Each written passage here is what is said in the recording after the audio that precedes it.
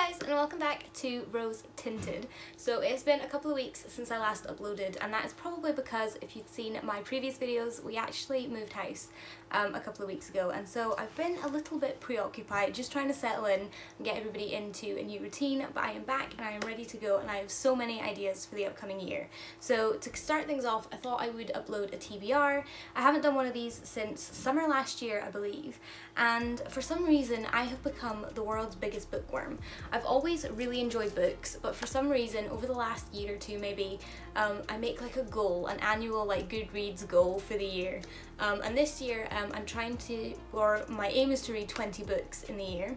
I'm currently on book 10, so I am way ahead of schedule at the moment, which is super exciting, and I have some amazing books I want to read in the next couple of months. So I've got 4 here to talk about today, and then I do have a video coming out soon about the books that I've recently read, which should be super interesting as well. So without further ado, let's jump into it. So the first book on my TBR list is this book here, and it is the Coffin Maker's Garden.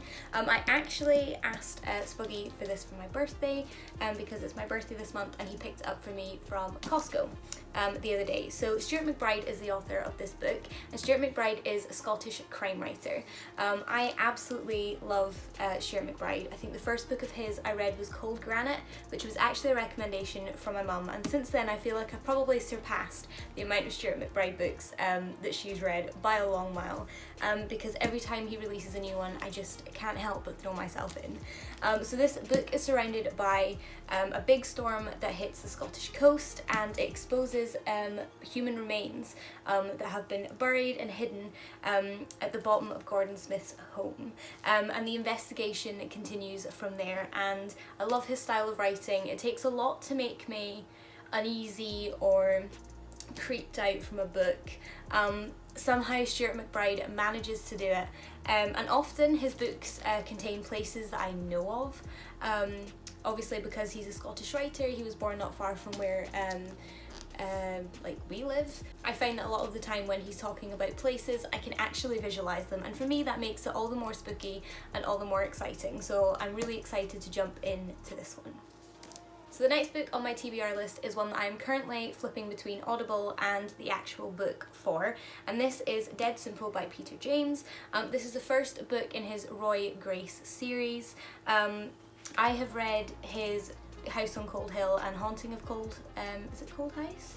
Secret of Cold Hill and The Haunting of Hill House, I think it is.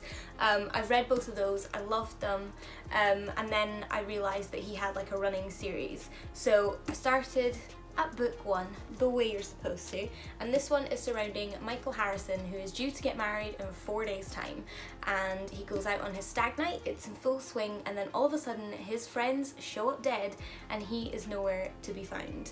I love the premise of this because it reminds me of, there's a missing person case. I'll insert the name of the gentleman that disappeared, but I think there was a guy that was on a night out, he got drunk, they caught him on CCTV cameras, he like vanished, and then the next thing, they don't know where he is, they can't find him, he's not in the alleyway, they track his phone and find out that he's actually, or his phone took the route to like the garbage dump, like, oh, it's insane. But that case, I believe, makes me think of this quite a bit, because in my mind it's fairly similar. Anyway, besides the point.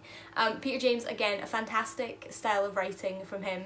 It's so easy to read. I find myself reading one of his books and then finding the next book of his and the next book of his and the next book of his, whereas the other two I'm about to talk about are books that I tend to read as standalone books, and I never really follow them that much. But Peter James and Stuart McBride are definitely two crime/thriller authors that I will always try and find another book from. So buzzing. Alert, this book's freaking amazing. Next up we have this book here, and this is Somewhere Close to Happy, and this is by Leah Lewis. I've never heard of her before, but I'm not gonna lie, the cover kind of stole my heart a little bit and I wanted to read it. The premise of this book is we are following the story of Lizzie, and Lizzie receives a handwritten letter from her ex-boyfriend Roman. However, Roman went missing 12 years ago, and it's all a bit of a mystery, and it's described as a heartwarming, laugh out loud debut of the year. So I'm excited to read this. I feel like it might break up all of the creepy and the sinister stuff, just with a little bit of a rom-com in a book. Super excited for this one. It's a lot smaller than the other ones as well, so it'll be a nice, like, breakup point. And lastly for this video is Would Like to Meet, and this is by Rachel Winters. This is a rom-com by Rachel Winters. Again, I've never read anything of hers before, so the level of amazement from this book determines whether or not I go searching for more. But basically it follows a cynical assistant that works for a screenwriting company, and she discovers that she has to recreate famous scenes from classic romantic comedies in order to help one of her #1 clients. And I don't know why, I find this hilarious. I always find forcing unhappy people to do happy things is always entertaining, and to be able to read that and just kind of have that chuckle to myself makes me excited. So I'm looking forward to reading this one. Again, I feel like it'll just break up the crime novels a little bit. I've been heavily into them at the moment, so I feel like this is just a nice, light, airy, dip in, dip out kind of book. So the other book I'd like to mention, which is one I actually only have on Audible at the moment because I can't find it in stock anywhere at the moment, is Grown Ups by Marian Keyes. I think I mentioned this in my TBR last year and I never actually got around to it because I wanted to have the physical book. Apparently it's still impossible to get a hold of, so if any of you guys know where I can maybe get that or have any recommendations for where they have Grown Ups in stock, that would be great. Otherwise, Audible will do just fine. I did describe that book in my last video, so I'll let you work that one out for yourselves. I'll link it below. So those are the 4/5 top books in my TBR for the next month or so. I'm hoping to get through them all, and I will update you guys on whether or not I actually read these, A, in the order that I presented them, and 2, whether or not I actually read them all. I hope you guys enjoyed this video. If you did, don't forget to subscribe down below and also click the bell notification button so that you are notified every time I upload a new video. And until next time, bye guys!